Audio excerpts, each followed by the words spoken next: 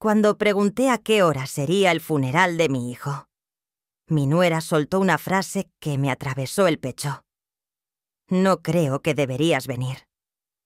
Al principio pensé que había escuchado mal, que quizá el dolor me estaba nublando los sentidos, pero no. Su voz fue clara, fría, como quien da una orden que no admite discusión. Todavía tenía entre las manos un ramo de lirios blancos que había comprado esa mañana, pensando que podría llevárselos al hospital. El médico me había dicho que Emilio estaba estable, que la cirugía había salido bien, que todavía había tiempo. Tiempo, qué palabra tan frágil. Me quedé muda con los dedos aferrados a los tallos, como si eso me ayudara a no caerme. El silencio entre nosotras se hizo insoportable, así que pregunté lo único que podía preguntar. ¿Qué pasó? Su respuesta fue como un cuchillo que no se detiene. Murió ayer en la tarde. Ya está todo decidido. La ceremonia será pequeña, solo para gente cercana. ¿Gente cercana? Y yo. Su madre no estaba en esa lista. Sentí como el aire se volvía espeso en la cocina. La voz de Carolina sonaba lejana, como si viniera desde otro lugar, y yo apenas podía pensar. Busqué mi teléfono en la mesa, abrí el registro de llamadas. Ni una sola de ella, ni del hospital, nada. No tengo ninguna llamada tuya, le dije en un hilo de voz. Entonces tu teléfono estaría apagado. De todas formas, ya no importa. Lo dijo como quien cierra un libro y lo arroja a un rincón. Y luego, sin esperar respuesta, colgó. Me quedé allí de pie con el teléfono en una mano y los lirios en la otra, escuchando el ruido lejano de la calle, como si el mundo siguiera adelante, sin enterarse de que el mío acababa de derrumbarse. No lloré. No todavía. Solo sentí un hueco enorme, una mezcla de incredulidad y rabia que me paralizaba, y en medio de todo, una certeza que me quemaba por dentro. Algo no encajaba, porque una madre lo sabe. Sabe cuándo le están mintiendo. No dormí. Me quedé en la cocina viendo cómo los lirios se abrían y cerraban con el cambio de temperatura, como si respiraran por mí. A las 6, cuando la ciudad aún bostezaba, marqué el número del hospital con los dedos entumecidos. Clínica San Martín. Buenos días. Busco información sobre mi hijo Emilio Herrera, dije sosteniendo el auricular con las dos manos. Teclas. Un silencio corto. No tenemos registro de ese nombre en los últimos 6 meses. Señora, debe haber un error. Ayer me dijeron que la cirugía había salido bien. Aquí no figura ningún médico con ese apellido. ¿Estás segura de que llama al lugar correcto? Mi mente se llenó de ecos. Colgué sin despedirme y me quedé mirando el teléfono como si me hubiera mordido. Si no era allí, ¿dónde había estado Emilio? Abrí un cuaderno viejo donde anoto números y fui llamando uno por uno. Clínicas, guardias, centralitas, todas me devolvieron la misma pared. Nadie sabía de un Emilio Herrera.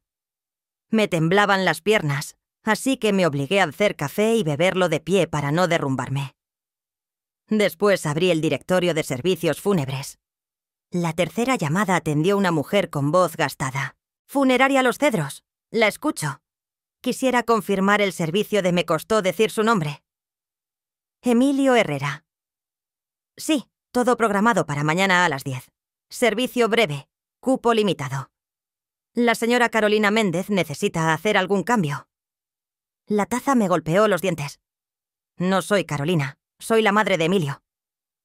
Un silencio áspero. «Oh. Ella dejó dicho que usted prefería no asistir, que era muy doloroso».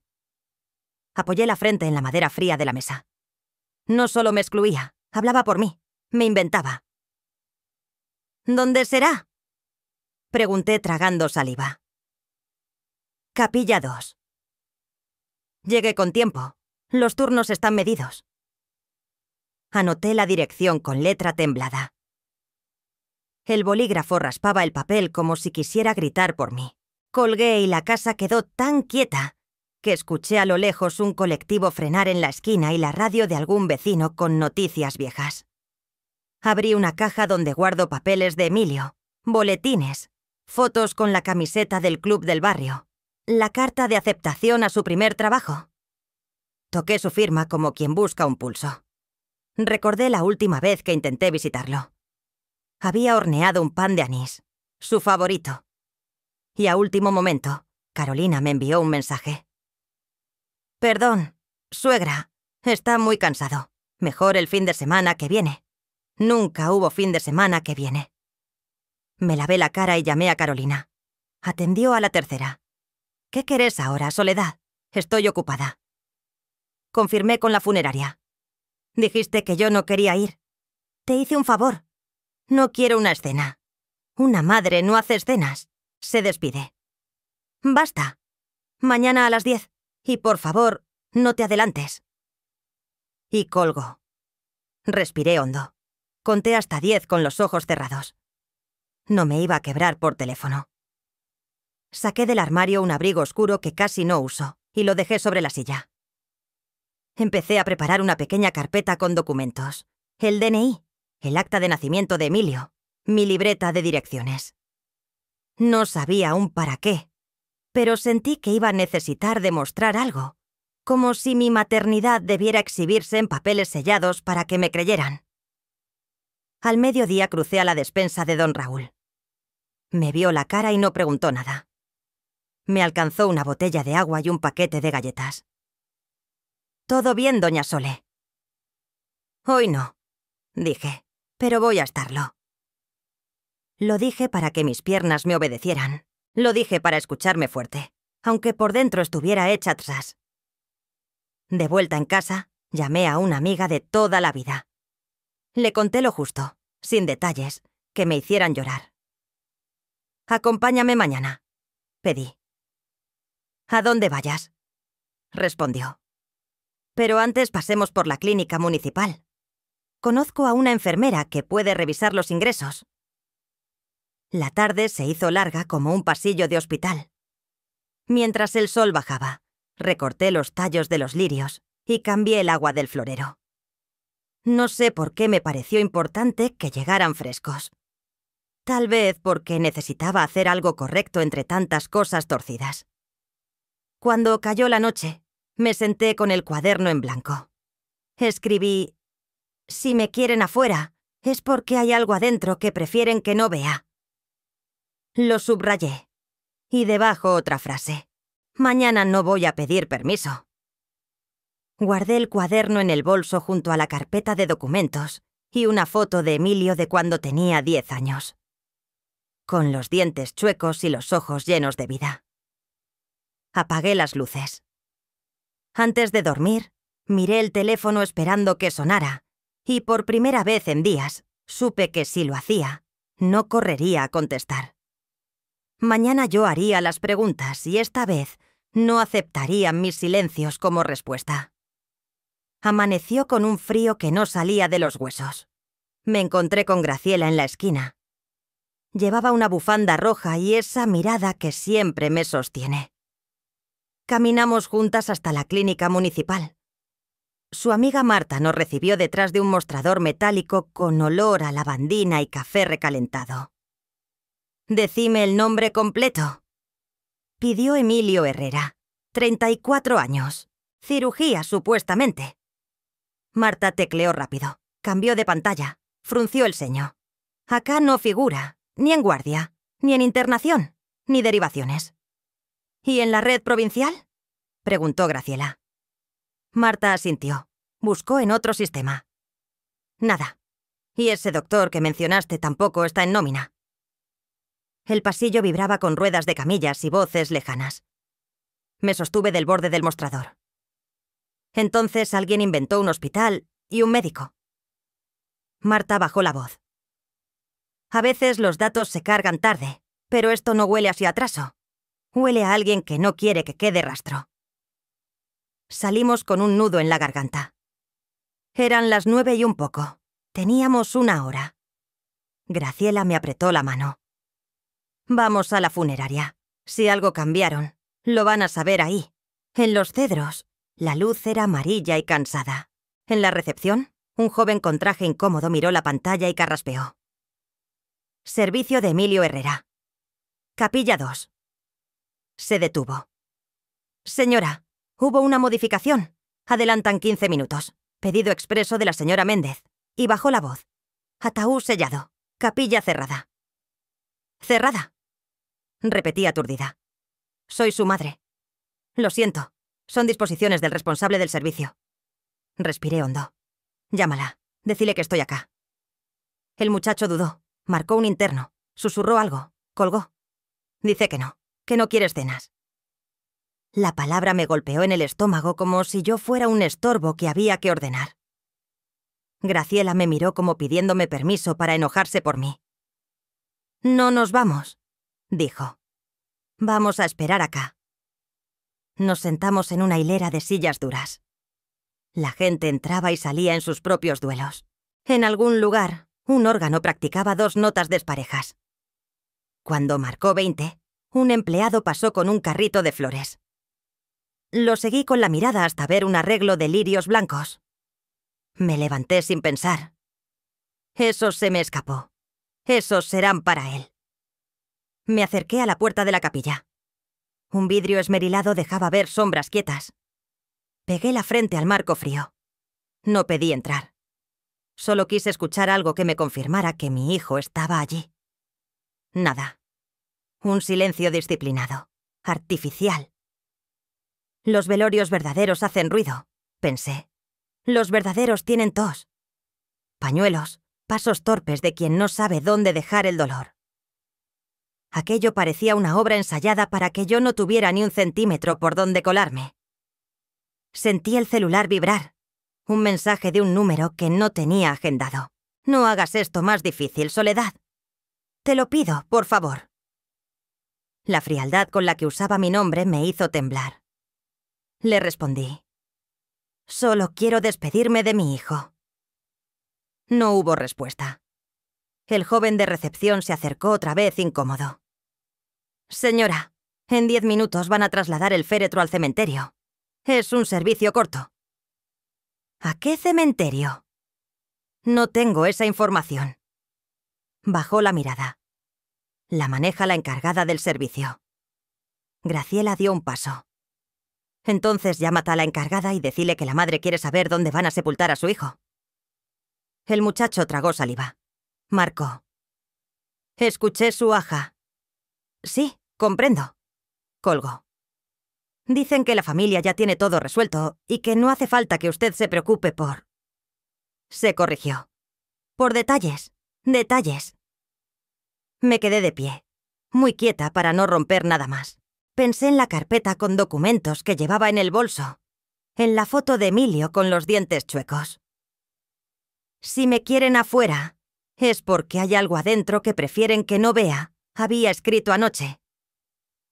La frase encajaba perfecto, como una llave en una cerradura.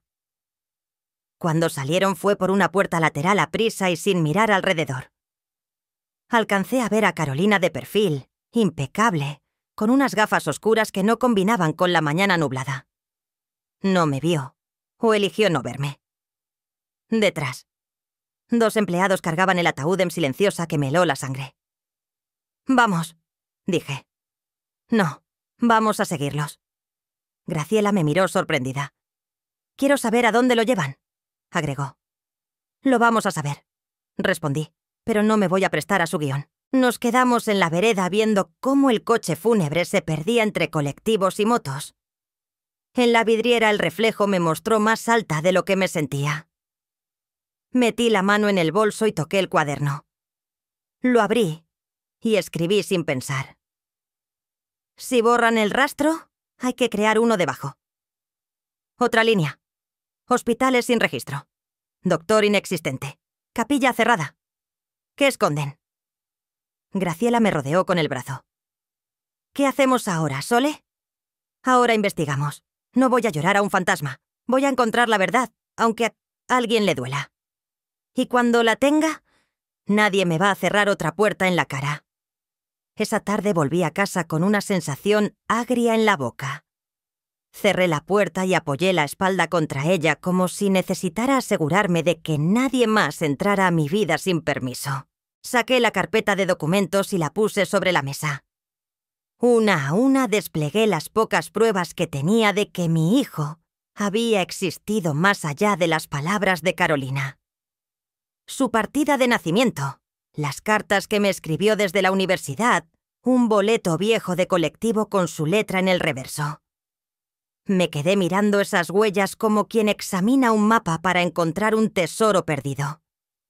Me preguntaba qué había pasado en los últimos años para que la distancia entre nosotros se convirtiera en un océano. Recordé cada vez que intenté visitarlo.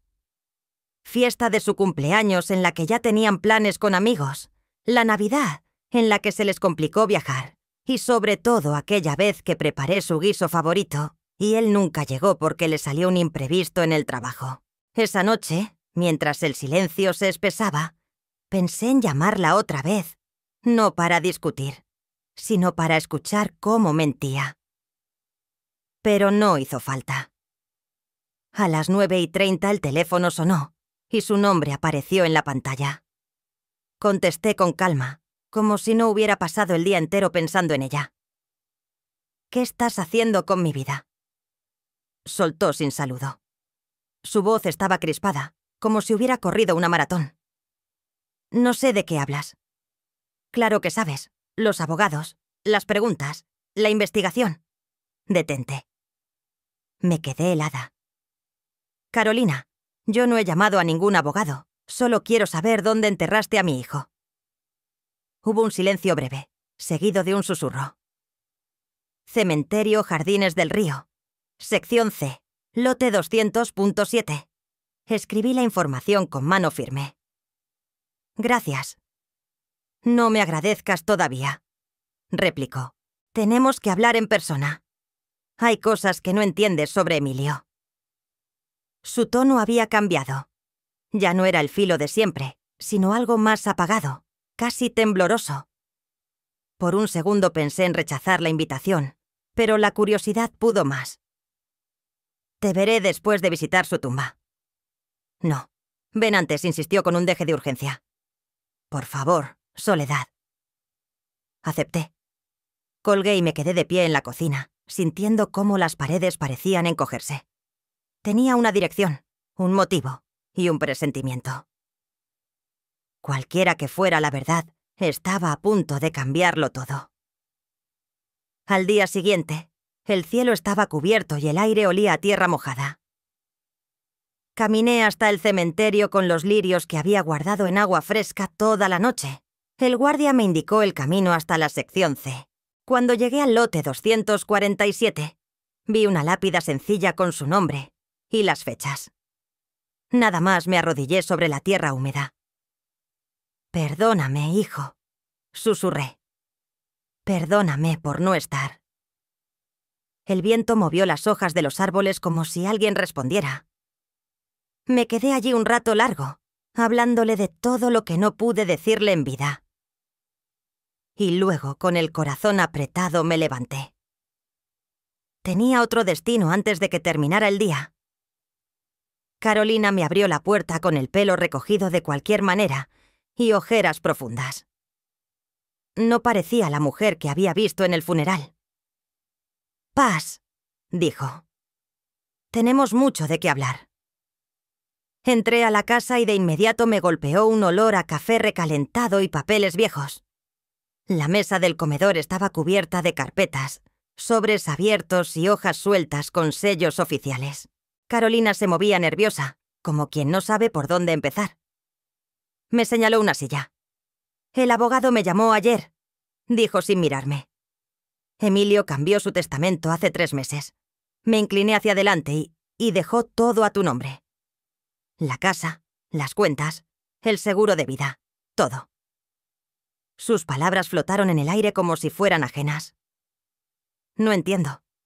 Yo tampoco al principio, pero luego recordé algo.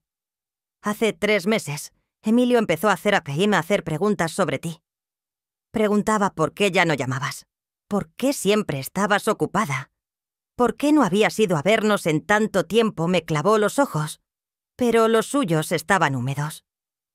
Le dije que tú misma habías pedido distancia, que estabas bien, que querías que él se concentrara en su matrimonio. Eso es mentira. Interrumpí. Lo sé. Se levantó y empezó a caminar de un lado a otro. No solo eso. Respiró hondo. Contrató a un investigador privado. Sentí un frío en la espalda. ¿Para qué? Para saber la verdad. Y la verdad es que se detuvo. Cerró los ojos. Yo intercepté llamadas, borré mensajes, inventé excusas. A veces contestaba por él y decía que estaba ocupado. La habitación se encogió alrededor mío. ¿Por qué? Porque cuando nos casamos tú eras su prioridad. Cada plan, cada decisión pasaba por ti. Yo tenía miedo de ser como aquella vez. Se corrigió mordiéndose el labio. No importa. El punto es que pensé que si te alejaba un poco, él se acercaría más a mí. No supe si reír o gritar. Me quedé mirándola, intentando reconocer a la mujer que había controlado cada encuentro que tuve con mi hijo en los últimos años. ¿Y funcionó? Pregunté con un tono que me sorprendió por lo calmado. ¿Por un tiempo? Sí. Pero luego él empezó a sospechar. Me señaló una carpeta sobre la mesa. Ahí está el informe del investigador.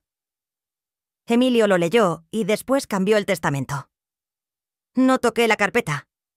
Tenía la sensación de que si lo hacía, el poco control que me quedaba se rompería en 1000 pedazos. Carolina se sentó frente a mí con las manos entrelazadas. Él dejó algo más para ti. Una carta. El abogado la tiene. Sentí un golpe en el pecho. Una carta de Emilio. Después de todo, aún podía escuchar su voz. Quiero verla. Pide cita con él. Su nombre es Martín Fuentes. Te está esperando. Me levanté sin despedirme. Tenía la dirección, el nombre y una razón más para no perder ni un minuto. Afuera, el aire frío me devolvió el pulso. Iba a leer esas palabras y cuando lo hiciera sabría exactamente qué hacer con Carolina y con todo lo que había quedado atrás. La oficina de Martín Fuentes estaba en un edificio antiguo del centro con paredes altas y olor a madera encerada. El recepcionista me condujo hasta un despacho luminoso, donde un hombre de unos 40 años, con lentes finos y un traje impecable, se levantó para estrecharme la mano. «Señora Herrera, pase, por favor». Su voz era pausada, como si midiera cada palabra. Me senté frente a su escritorio. Él abrió un cajón y sacó un sobre cerrado con mi nombre escrito en una caligrafía que reconocería incluso a oscuras. Lo coloqué entre mis manos sintiendo el relieve de cada letra. «¿Quiere leerlo en privado?», preguntó. Asentí. Martín se levantó y salió cerrando la puerta suavemente. Me quedé sola. Rompí el sello y desplegué las hojas. El olor del papel me devolvió por un instante a las cartas que Emilio me enviaba de adolescente. «Mamá, si estás leyendo esto, significa que ya no puedo decírtelo en persona. No sé cuánto tiempo me queda, pero necesito que sepas la verdad. Nunca dejé de amarte. Nunca me alejé por decisión propia. Carolina te mintió durante años, interceptó nuestras llamadas, borró tus mensajes, inventó motivos para que no nos viéramos. Yo lo creí hasta que algo dentro de mí me dijo que no podía ser verdad. Contraté a un investigador y confirmé lo que temía. Que nos separaron a propósito. Perdón por haber creído sus palabras antes que las tuyas. Perdón por cada cumpleaños, cada Navidad y cada domingo de mate que me perdí contigo. Lo único que me consuela es que al final tuve tiempo de actuar. Cambié mi testamento para devolverte lo que siempre fue nuestro vínculo. Todo lo que tengo es tuyo, pero más importante, también te dejo la decisión sobre qué hacer con Carolina. Si quieres ayudarla, hazlo. Si quieres dejar que enfrente las consecuencias, también lo entenderé. Confío en que lo que decidas será desde el amor, no desde el rencor. Te quiero, mamá. Siempre te quise, Emilio. No sé cuánto tiempo estuve leyendo y releyendo esas líneas. Las lágrimas me corrían por la cara, pero no eran las mismas que había derramado durante días. Estas eran cálidas, como si cada palabra me devolviera un pedazo de mi hijo que creía perdido. Golpearon la puerta. Martín asomó la cabeza. «Está bien». «Sí». Mentí doblando la carta con cuidado. «¿Qué más dejó, Emilio?» El abogado se sentó y sacó otro sobre más pequeño. «Aquí están las instrucciones para acceder a una caja de seguridad. Me pidió que le entregara esto personalmente». Lo tomé. Un número de caja y una dirección estaban escritos a mano. Sentí que más allá de la herencia, Emilio había dejado un hilo para que yo siguiera tirando, y no pensaba soltarlo hasta conocer todo lo que quería decirme. Esa misma tarde fui al banco que figuraba en el papel. El guardia de la entrada me indicó el camino hacia una sala subterránea, donde una empleada con guantes blancos y un tono mecánico me pidió mi documento y la llave. Cuando el metal encajó en la cerradura de la caja de seguridad, el clic resonó como un latido en mis oídos. Dentro había un sobre manila y una pequeña caja de terciopelo azul. Saqué primero el sobre. Dentro encontré 3 cartas, cada una fechada en distintos momentos de los últimos 2 años. La primera, de hace 18 meses, era un mar de confusión. Mamá, no entiendo qué pasó entre nosotros. Siento que me alejé y no sé cuándo, ni por qué. Me pregunto si hice algo para que dejaras de buscarme. La segunda, de 8 meses atrás, mostraba sospecha. Cada vez que quiero llamarte, Carolina dice que no es buen momento. Siempre hay una excusa. Me pregunto si me está ocultando algo. La tercera, de apenas 6 semanas antes de su muerte, me heló la sangre. Voy a averiguar la verdad, mamá. Si alguien nos separó a propósito, voy a arreglarlo. Te extraño más de lo que puedo decir. Apreté esas hojas contra el pecho, como si pudiera devolverlas a sus manos. Después abrí la caja de terciopelo. Dentro brillaba la pulsera de plata que le regalé a Emilio en su cumpleaños número 16, con las palabras «mi hijo», «mi orgullo», «mi alegría» grabadas por dentro. Pensé que la había perdido hacía años, pero no. La había guardado como un ancla invisible entre nosotros. Debajo de la pulsera había una nota pequeña. «Esto siempre fue tuyo. Nunca dejé de llevarte conmigo». Me quedé sentada en aquella sala silenciosa, respirando despacio, como si cualquier movimiento brusco pudiera borrar lo que acababa de encontrar. Ahora lo sabía con certeza. Incluso en los años en que pensé que me había olvidado, Emilio seguía buscándome a su manera. Al salir del banco, la luz de la tarde me cegó por un instante. Caminé con paso firme hasta mi casa. No había decidido qué hacer con Carolina, pero entendía que cualquier decisión tendría que honrar lo que Emilio había sido. Un hombre capaz de perdonar, pero también de reconocer la verdad. Esa noche, mientras preparaba un té, el teléfono volvió a sonar. Era Carolina. «Necesito verte otra vez», dijo con una voz que no le había escuchado nunca, como si hubiera bajado las armas. «Hay algo más que no te conté, y creo que es hora». Me quedé en silencio mirando la pulsera sobre la mesa. «Mañana», respondí. «Yo pondré las condiciones». A la mañana siguiente me presenté en su casa con la misma carpeta que había llevado a la funeraria, pero esta vez llena de algo más que documentos, preguntas que merecían respuesta. Carolina abrió la puerta vestida con ropa sencilla, el cabello recogido y sin maquillaje. Había limpiado la mesa del comedor. Sobre ella solo había 2 tazas y una jarra de café humeante. «Gracias por venir», dijo con un hilo de voz. «No lo hice por ti», respondí sentándome. «Lo hice por Emilio». Se sentó frente a mí y después de un silencio incómodo, Empezó a chablar. Antes de conocer a Emilio, estuve comprometida con otro hombre. Su madre nunca me aceptó. Me decía que no era suficiente, que su hijo merecía algo mejor. Lo convenció de romper conmigo 3 semanas antes de la boda. Sentí que me arrancaban la vida y juré que nunca dejaría que otra madre decidiera por el hombre que amaba. Así que decidiste eliminarme, dije sin apartar la mirada. Decidí proteger mi lugar, corrigió. Al principio solo eran pequeñas cosas, cambiar una fecha, cancelar una visita, pero luego empecé a convencerme de que te alejaba para evitarle a Emilio conflictos innecesarios. Conflictos o recuerdos de que yo existía, le espeté. No respondió de inmediato. Su respiración se volvió irregular. La verdad es que me gustaba que él dependiera solo de mí, pero me pasé de la raya. Cuando te hospitalizaron el año pasado, el hospital lo llamó y yo le dije que tú no querías que te viera así, que tenías amigas cuidándote. Él me creyó, pero después me miraba como si algo no encajara. Bajó la vista apretando las manos. Cuando contrató al investigador, supe que era cuestión de tiempo. Me confesó que después de la cirugía planeaba ir a tu casa y contarte todo. Dijo que ya no podía vivir con esa mentira. Me quedé en silencio, procesando cada palabra.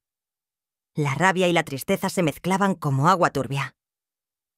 ¿Por qué me dices, es esto ahora?, pregunté. Porque aunque no me creas, lo amé. Y no quiero que mi último recuerdo de él sea su desprecio. Me levanté guardando la carpeta en el bolso. No voy a decidir hoy qué haré contigo, Carolina, pero te aseguro algo. Lo que Emilio dejó dicho en su carta, lo cumpliré al pie de la letra. Ella me siguió hasta la puerta, pero no dijo nada. Afuera, el aire frío me golpeó la cara, y por primera vez en mucho tiempo sentí que yo llevaba las riendas. La verdad estaba sobre la mesa. Ahora me tocaba decidir si la usaría para castigar o para cerrar el círculo en paz. 2 días después volví a la oficina de Martín Fuentes. Esta vez no iba sola. Llevaba conmigo la carta de Emilio, las 3 que encontré en la caja de seguridad y la pulsera de plata en mi muñeca. Él me recibió con la misma calma de siempre y deslizó unos documentos hacia mí. Aquí está el inventario completo de la herencia, explicó. La casa, las cuentas bancarias, el seguro, todo pasa a su nombre. Y como sabe, legalmente Carolina no tiene derecho a nada. Asentí, pero no toqué los papeles. Emilio me pidió que decidiera qué hacer con ella, y lo he decidido. Martín esperó en silencio. Le voy a dejar la casa. No quiero verla en la calle, pero las cuentas y el seguro irán a un fondo en nombre de Emilio Herrera para ayudar a abuelos que hayan sido separados de sus nietos por conflictos familiares. Vi un destello de aprobación en sus ojos. «Puedo preparar un fideicomiso que garantice eso», dijo. «¿Desea incluir condiciones para Carolina?» «Sí, firmará una declaración reconociendo todo lo que hizo para separarme de mi hijo, y nunca más podrá ponerse en contacto conmigo, ni directamente ni a través de terceros». Martín tomó nota sin levantar la vista. ¿Algo más? Saqué un pequeño álbum de fotos de mi bolso. Quiero que lo reciba junto con la escritura de la casa. Que vea quién era Emilio antes de que intentara borrarme. Esa tarde, Carolina se presentó en la oficina. Entró con los hombros encogidos, sin la seguridad altiva de otras veces.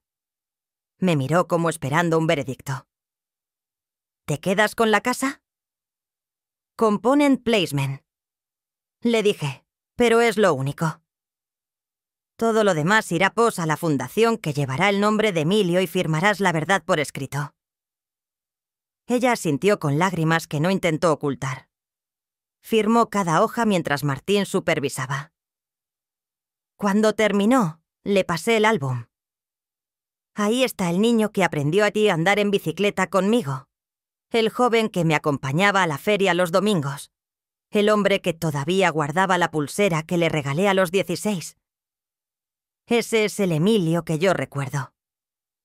Carolina acarició una de las fotos y murmuró: «Ojalá lo hubiera conocido así».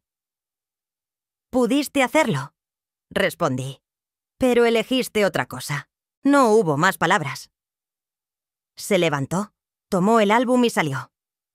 Yo respiré hondo. No era venganza, no era perdón, era justicia, tal como Emilio hubiera querido. Al salir a la calle, el aire fresco me llenó de una calma extraña. La historia que Carolina intentó reescribir ya no le pertenecía. Ahora el último capítulo lo había escrito yo. 6 meses después, una carta inesperada llegó a mi buzón. No tenía remitente, pero reconocí la letra en el sobre. Era de Carolina. Dudé unos segundos antes de abrirla, temiendo que fuera un intento de reabrir heridas. Dentro encontré una sola hoja y una fotografía. En la foto, Emilio estaba de pie en un jardín que no reconocí, riendo hacia alguien fuera de cuadro. Llevaba una camisa remangada y el sol le iluminaba la cara. Era una imagen viva, tan distinta de la lápida fría que lo guardaba ahora. En la carta Carolina había escrito: «Encontré esta foto en el cajón de su escritorio en la oficina. La tenía al lado de su computadora. Pensé que deberías tenerla. No sé si algún día podrás perdonarme, pero estoy intentando ser la persona que él hubiera querido que yo fuera. Gracias por no destruirme cuando pudiste». Me quedé largo rato mirando la imagen. No pensaba en Carolina ni en lo que escribió. Pensaba en Emilio, en su risa, en el brillo en sus ojos. Puse la foto en un marco y la coloqué en la repisa junto a las otras de distintos momentos de su vida. La fundación que creamos en su nombre ya había ayudado a varias familias a reencontrarse. Cada informe que recibía era una confirmación de que su muerte no había sido en vano. Y cada vez que veía a un abuelo abrazar a un nieto en una de las reuniones, sentía que Emilio estaba allí en ese instante. Las mañanas de domingo las dedicaba a mi jardín. Entre las macetas siempre había un rincón para los lirios blancos. Me gustaba pensar que él los reconocería, que sabría que eran para él. Nunca dejé de extrañarlo y sabía que nunca lo haría. Pero ya no me perseguía la pregunta de si me había amado hasta el final. Lo sabía. Lo leí en su carta, lo vi en las fotos, lo sentí en cada gesto que me dejó como pistas para que encontrara la verdad. A veces, mientras removía la tierra o regaba las flores, me sorprendía sonriendo, porque entendí que aunque la mentira había intentado rompernos, el amor siempre encontró la manera de volver a casa. Y esa, pensé, era la victoria más grande que podíamos compartir. Un domingo por la tarde, mientras revisaba papeles de la fundación, recibí un mensaje de Graciela. «Ven a la plaza. Hay algo que quiero mostrarte». La encontré sentada en un banco con 2 tazas de café en la mano y una carpeta sobre las piernas. «Es de una familia que ayudamos el mes pasado», me dijo. «Abuela y nieta separadas por años de pleitos legales. Mira la carta que nos enviaron». La carta hablaba de llamadas telefónicas que habían vuelto a sonar después de años de silencio, de visitas improvisadas y de domingos recuperados. No pude evitar emocionarme, ¿sabes?, dije devolviéndole la carpeta. Cada vez que leo algo así, siento que Emilio está empujando desde algún lugar. Graciela sonrió. «Está orgulloso de ti, Sole, de lo que hiciste con lo que te dejó». De camino a casa pasé por el cementerio. Llevaba un ramo de lirios frescos. El guardia ya me conocía y me saludó con un gesto. Me arrodillé frente a la lápida y acomodé las flores. «Hoy ayudamos a otra familia, hijo», le dije. «Otra historia que no terminará como la nuestra». El viento movió las hojas y por un instante me pareció escuchar su voz, como en aquellos días de infancia cuando me gritaba desde la calle para que bajara a verlo jugar. Cerré los ojos y dejé que esa sensación me envolviera. De vuelta en la cocina, encendí la radio. Entonces, una canción que le gustaba sonaba de fondo. No me puse triste. En cambio, empecé a tararear mientras preparaba café, imaginando que estaba a punto de recibir una de sus llamadas imprevistas para contarme cualquier cosa sin importancia. Había aprendido a vivir con su ausencia, pero también a celebrar las huellas que dejó. Y aunque las mentiras de Carolina habían marcado el camino, lo que verdaderamente perduraba era la certeza de que al final Emilio había encontrado la forma de volver a mí. Miré la foto en la repisa y sonreí. Algunos amores no se quiebran, solo esperan el momento justo para regresar. Y así entendí que aunque la vida nos arrebate momentos, el amor verdadero siempre encuentra el camino de regreso. Esa fue mi historia, y hoy sigue viva en cada familia que logramos reunir. Si esta historia tocó tu corazón, te invito a suscribirte a este canal, dejar tu me gusta y compartir en los comentarios qué parte te conmovió más. Tus palabras son el puente que nos conecta y nos ayudan a seguir contando historias que merecen ser escuchadas.